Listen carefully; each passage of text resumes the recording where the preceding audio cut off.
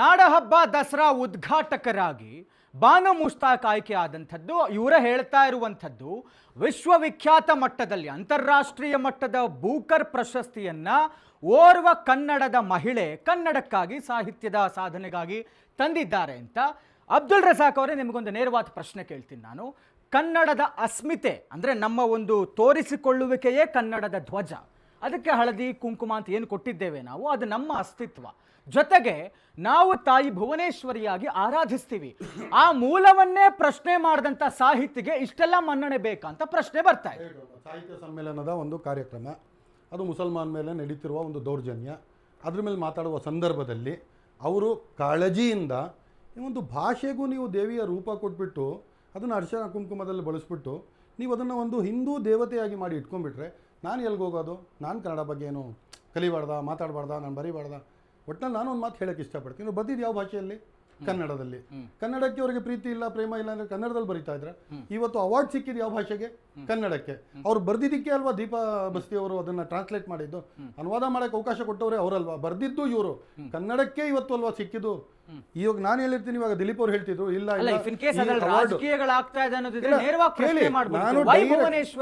ಕನ್ನಡ ಧ್ವಜ ಹಂಗಲ್ಲ ನೋಡಿ. ಅರ್ಶನ ಕುಂಕುಮ ಇಲ್ಲದೆ ಒಬ್ಬ ಮುಸಲ್ಮಾನನ ಜೀವನನೂ ಆಗಲ್ಲ. ನಮ್ಮನೆಯಲ್ಲೂ ಚಿತ್ರಾನ್ನ ಮಾಡ್ತಾರೆ, ಅದ್ರಲ್ಲಿ ಅರ್ಶನ ಹಾಕ್ಲೇಬೇಕು. ನಮ್ಮಲ್ಲಿ ಇಲ್ಲ ಕುಂಕುಮ ಕೇಳಿ ಹೇಳ್ತೀನಿ ಒಂದು ನಿಮಿಷ.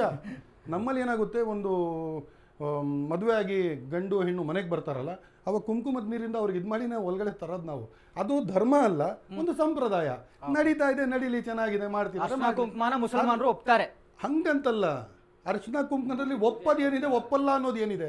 ಅರ್ಶನ ಇಲ್ಲದೆ ಯಾವ್ದಾದ್ರು ನಮ್ಮ ಸಾರು ಮಾಡೋಕ್ಕಾಗುತ್ತೆ? ಒಪ್ಪಲ್ಲ ಅನ್ನೋದಾದ್ರೆ ಹಾಗಲ್ಲ. ನಾನು ಏನು ಹೇಳ್ತಾ ಇದ್ದೀನಿ, ಒಂದು ಯಾರಾದ್ರೂ ಒಂದು ಮದುವೆ ಆಗಿ ಮನೆಗೆ ಬರೋಕ್ಕಿಂತ ಮುಂಚೆ ಒಂದು ನೀರಲ್ಲಿ ಒಂದು ಸ್ವಲ್ಪ ಕುಂಕುಮ ಹಾಕ್ಬಿಟ್ಟು ಅವ್ರಿಗೆ ಇದು ಮಾಡಿನೇ ಒಳಗಡೆ ತರಿಸೋದು. ಅದರಿಂದ ಏನು ಅಂತ ಹೇಳಿದ್ರೆ ಒಂದು ಸಂಪ್ರದಾಯ ನಡೆದಿದೆ, ಅದು ಧರ್ಮ ಅಲ್ಲ, ಸಂಪ್ರದಾಯ. ನೋಡಿ, ಒಂದು ಮಾತು ಹೇಳಕ್ಕೆ ಹೇಳ್ತೀನಿ. ಈ ನಮ್ಮ ರಾಜ್ಯದಲ್ಲಿ ಯಾವುದನ್ನು ನಾನು ಒಪ್ಪಲ್ಲ, ನಾನು ಒಪ್ತೀನಿ ಅನ್ನೋದಕ್ಕೆ ಬರದ. ನಾನು ಹೇಳ್ತೀನಿ, ಕಾವೇರಿ ನದಿಗೂ ನೀವು ತಾಯಿ ಅಂತೀರಾ. ಕಾವೇರಿ ಸಂಕ್ರಮಣ ಅಂತ ಹೇಳಿದ್ರು ಅಕ್ಟೋಬರ್ ತಿಂಗಳಲ್ಲಿ ನೀವು ಡೈರೆಕ್ಟು ತಲಕಾವೇರಿಯಲ್ಲಿ ಹೋಗ್ಬಿಟ್ಟು ಕಾವೇರಿ ನದಿಯ ಜಲ್ಲು ಹುಟ್ಟುತ್ತೋ ಅಲ್ಲೇ ಪೂಜೆ ಮಾಡಿಬಿಡ್ತೀರಾ. ಅದೇ ನೀರು ಇಲ್ಲಿಗೆ ಹರಿಯೋದು, ಅದನ್ನೇ ನಾವು ಕುಡಿತಾ ಇಲ್ವಾ?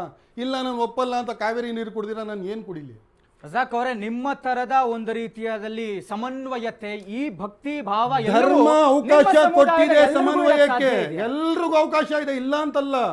ಇವಾಗ ಯಾರೇ ಇರಲಿ, ಕರ್ನಾಟಕದಲ್ಲಿರುವ ಪ್ರತಿಯೊಬ್ಬ ಮುಸಲ್ಮಾನ ಕಾವೇರಿ ನೀರು ಕುಡಿಬೇಕಂದ್ರೆ ಅಲ್ಲೇ ಪೂಜೆ ಆಗ್ಬಿಟ್ಟಿದೆ, ಪೂಜೆ ಆಗಿದೆ, ನೀರ್ ಮೇಲೆ ನಾನು ಕುಡಿಯಲ್ಲ ಅಂತ ಹೇಳಕ್ ಬರುತ್ತಾ? ಅದು ಬರಲ್ಲ. ನಾನೇನು ಹೇಳ್ತಾ ಇದ್ದೀನಿ, ನಮ್ಮ ಧರ್ಮ ಇದರಲ್ಲಿ ಯಾವ ಥರ ಇರಬೇಕು ಅಂತ ನಮ್ಮ ಸಂವಿಧಾನ ಅವಕಾಶ ಕೊಟ್ಟಿದೆ. ಧರ್ಮವನ್ನು ಪಾಲಿಸ್ತಾ ಸಂವಿಧಾನದ ಒಂದು ಅಡಿಯಲ್ಲಿ ನಾವು ಆರಾಮಾಗಿ ಜೀವನ ಮಾಡ್ಬೋದು. ಇವತ್ತು ಪ್ರಶ್ನೆ ಬಂದಿದೆ RSS ಬಿಜೆಪಿನವ್ರಿಗೆ, ಒಂದು ಮಹಿಳೆ, ಅದು ಬೇರೆ ಮುಸ್ಲಿಂ ಮಹಿಳೆ, ಅವ್ರಿಗೆ ಉದ್ಘಾಟನೆ ಕರೆದು ಬಿಡ್ತಾರೆ. ಮತ್ತೆ ನಿಸಾರ್ ಅಹಮದ್ ಪಕ್ಕ ನಿಂತಿರೋರು ಇವತ್ತು ಗೋ ಸೇವನೆ ನೀವು ಮಾಡ್ತೀರಾ ಅಂತ ಕೇಳೋರು, ನಿಸಾರ್ ಅಹಮದ್ ಗೋ ಸೇವನೆ ಮಾಡಲ್ಲ ಅನ್ನೋದು ಸರ್ಟಿಫಿಕೇಟ್ ಯಾರು ಕೊಟ್ಟಿದ್ರು ಇವರಿಗೆ? ಇವರು ಹೆಣ್ಮಗಳನ್ನ ಕಾರಣಕ್ಕೋಸ್ಕರ, ಮುಸಲ್ಮಾನ್ ಮಗಳನ್ನ ಕಾರಣಕ್ಕೋಸ್ಕರ ವಿರೋಧಿಸ್ತಾ ಇದ್ದಾರೆ ಅಂತ ಹೇಳ್ತಿದ್ದಾರೆ. ನಾವು ಇದೇ ನಿಸಾರ್ ಅಹಮದ್ ಅನ್ನ ಅಕ್ಸೆಪ್ಟ್ ಮಾಡಿದೀವಿ. ಇದೇ APJ ಅಬ್ದುಲ್ ಕಲಾಂ ಅವ್ರನ್ನ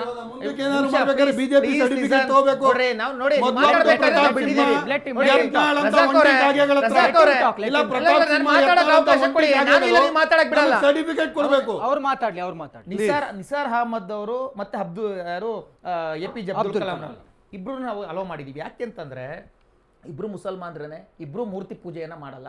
ಯಾಕೆ ನಿಸಾರ್ ಅಹಮದ್ ಅವ್ರನ್ನ ನಾವು ಹಲವು ಮಾಡೋದು ಅಂತಂದ್ರೆ, ಹಪ್ಕೊಂಡು ಅಂತಂದ್ರೆ, ನಿಸಾರ್ ಅಹಮದ್ ಅವತ್ತು ಹೇಳಿರ್ತಕ್ಕಂಥದ್ದು ಭುವನೇಶ್ವರಿ ಬಗ್ಗೆ ಯಾವತ್ತು ಅಪಮಾನ ಮಾಡಿಲ್ಲ. ಅವರು ತಾಯಿ ನಿತ್ಯೋತ್ಸವ, ನಿನಗೆ ನಿತ್ಯೋತ್ಸವ ಅಂತೇಳಿ ಭುವನೇಶ್ವರಿನ ಹಾಡಿ ಹೋಗ್ಲಿ ಬರ್ದಿರ್ತಕ್ಕಂಥವ್ರು. ಅದೇ ರೀತಿ APJ ಅಬ್ದುಲ್ ಕಲಾಂ ರವರು, ಅವರು ಸ್ವತಃ ಅವ್ರು ಹೇಳಿದ್ದಾರೆ, ನಾನು ಎಲ್ಲಾ ಒಂದು ಧರ್ಮದ ಬುಕ್ಗಳನ್ನ ನಾನು ಓದ್ತೀನಿ. ಮತ್ತೆ ಒಂದ್ ನಿಮಿಷ ರೀ, ನಾನು ಭಗವದ್ಗೀತೆಯನ್ನ ಓದಿದ್ದೀನಿ, ರಾಮಾಯಣವನ್ನ ಓದಿದ್ದೀನಿ, ಸಂಸ್ಕೃತವನ್ನ ಕಲ್ತಿದ್ದೀನಿ. ನೀವು ಬೇಕಾದ್ರೆ ಸರ್ಚ್ ಮಾಡಕ್ ಹೇಳಿ ಅವ್ರಿಗೆ, ಸಂಸ್ಕೃತವನ್ನ ಕಲ್ತಿದ್ದೀನಿ ಸ್ವತಃ ಅಂತ ಅಬ್ದುಲ್ ಕಲಾಂ ರವರು ಹೇಳ್ಕೊಂಡಿದ್ದಾರೆ.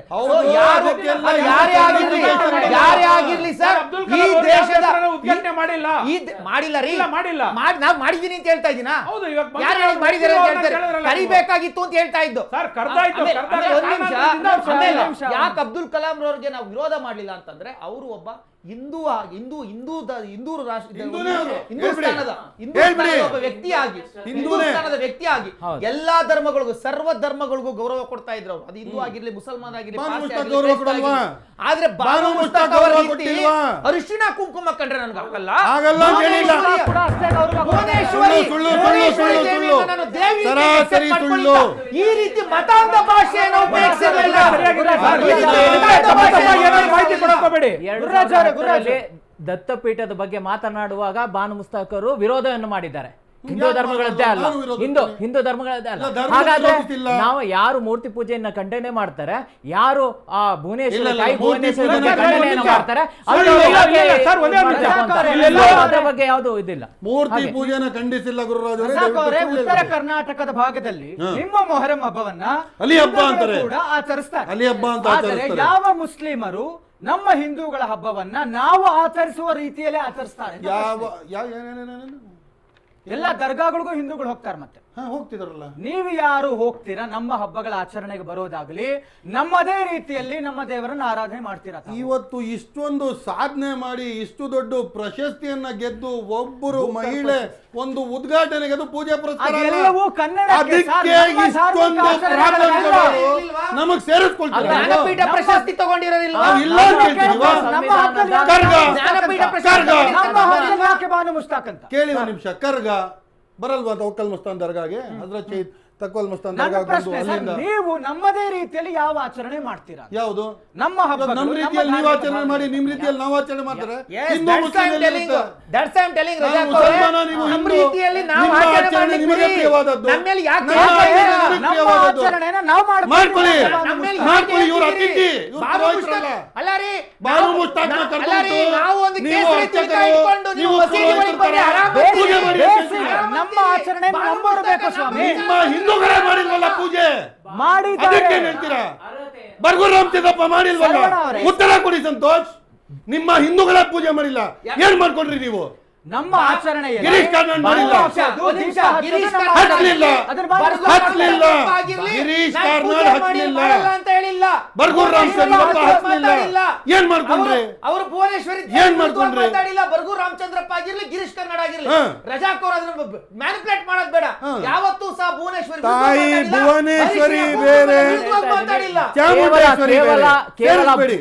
ಕೇವಲ ಬೂಕರ್ ಪ್ರಶಸ್ತಿ ಬಂದಿದೆ ಅಂತ ಮಾತ್ರಕ್ಕೆ, ಅಥವಾ ವಿದೇಶಿ ಒಂದು ಬೂಕರ್ ಪ್ರಶಸ್ತಿ ಬಂದಿದೆ ಅಂತ ಅವ್ರನ್ನೇ ಯಾಕೆ ಬೂಕರ್ ಪ್ರಶಸ್ತಿ ಕೇವಲ ಅಲ್ಲ ಸರ್, ಅಂತಾರಾಷ್ಟ್ರೀಯ ಮಟ್ಟದ ದಾಯಿಯಲ್ಲಿ ಪದ್ಮಭೂಷಣ, ಅವ್ರಿಗೆಲ್ಲ ಮೊದಲು ಪದ್ಮಭೂಷಣ, ತಿಳಿಸ್ಬೇಕು. ಪದ್ಮ- ಬೂಕರ್ ಪ್ರಶಸ್ತಿ ಅಂದ್ರೆ